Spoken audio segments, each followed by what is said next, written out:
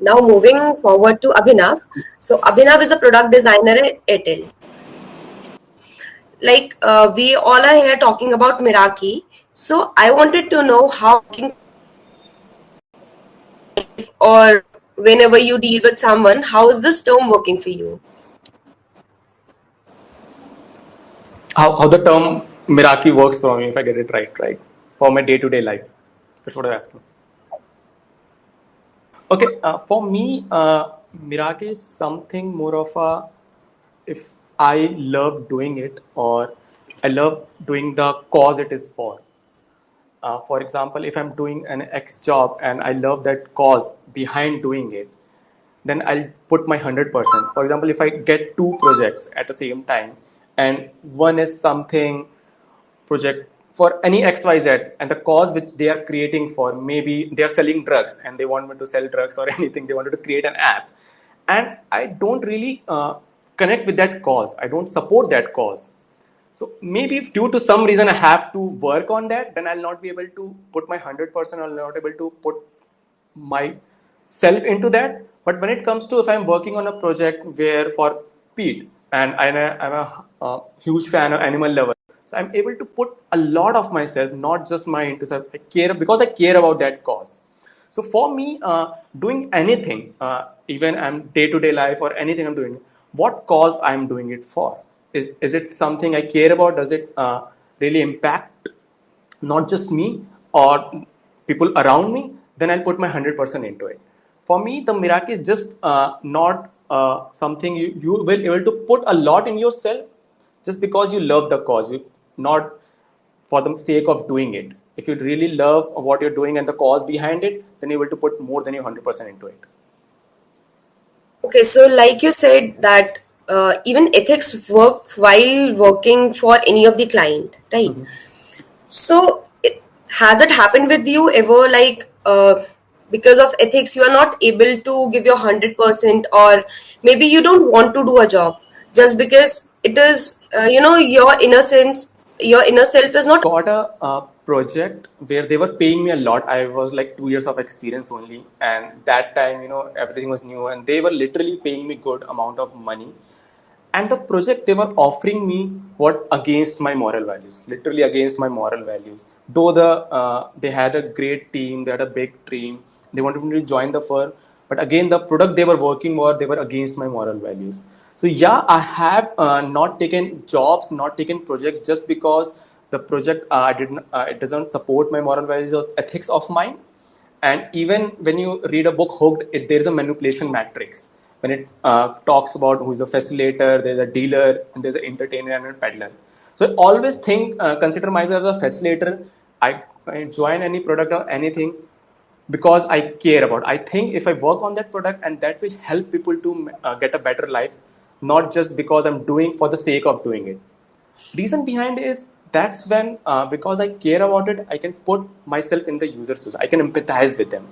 If not, I care about I'll just do the job for the sake of doing it rather than actually empathize with the users.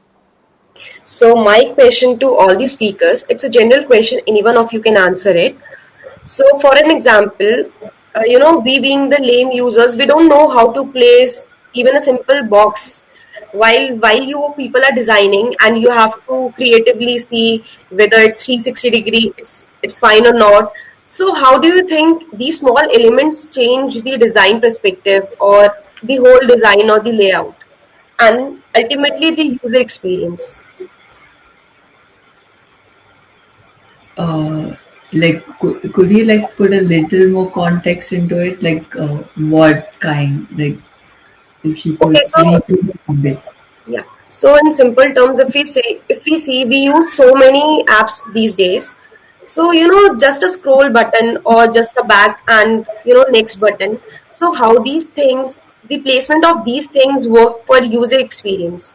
Like if you are placing it on the bottom of the mobile phone, if it is an app for mobile phone, if you put it on bottom or if you put it on top, so how much difference will it make? It does. I guess we were discussing the same only, and Yeah. how a small placement and single button can put a big impact on a business. Is to us as a user, it may seem like we are just changing a button, the style is being changed.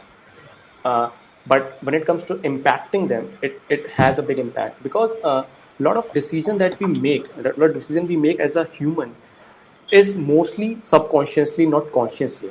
So while we see that design, if I ask you how much impact it will be if I'm putting right on the bottom or on the top, you are taking decision consciously.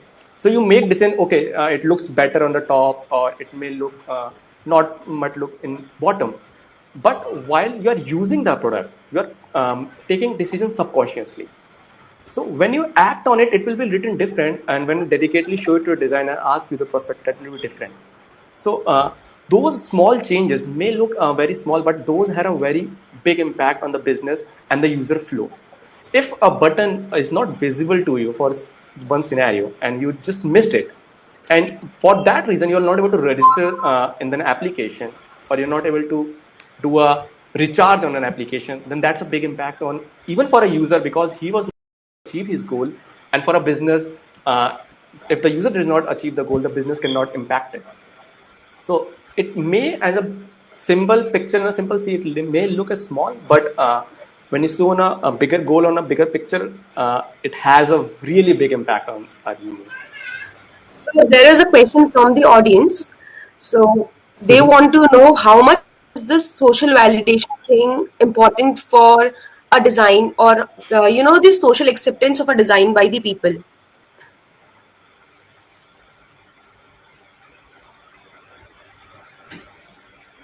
Anyone wants to take it? Even one thing I just want to share, when I joined Airtel, so I was approached because of Saurabh, he's the head of design. He approached me through my Instagram profile. He saw my work there and he approached me for an interview.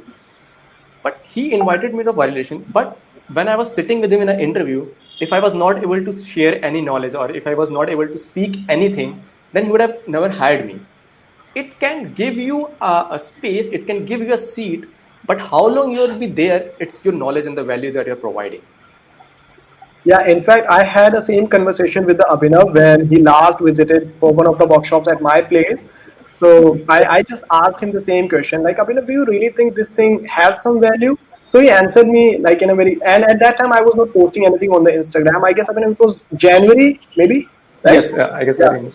Yeah. So I was not even having an account on Instagram by then. So I just asked him, like, does this thing really means? So he answered in a very polite way, like, obviously you can make 25 or 30 or 50K followers by faking it, but what eventually will happen when you will have the door to pass, you need to have the knowledge. So maybe that makes sense too here. So my question is, like, what do you think can be, the improvements in the designing field, where all these new upcoming designers, wherever they are learning or something, so where can they improve themselves? I think asking a lot of questions is also important. A lot of time people just do it because X person said it. You have a confusion, you're like, no, he might be saying it right, just do it. And when you ask question, you open up a lot of other question out of it, you get a reason behind it. But they don't ask it just because they have posted it, they must be saying it right. Because asking a question, then you are putting a lot of effort into it. Why you did a wireframe, then you ask what is the purpose behind it. So it's again a more efforts into it. They don't want you to put that effort, they want output as soon as possible. They're like, okay, they message said it might be right, let's do it.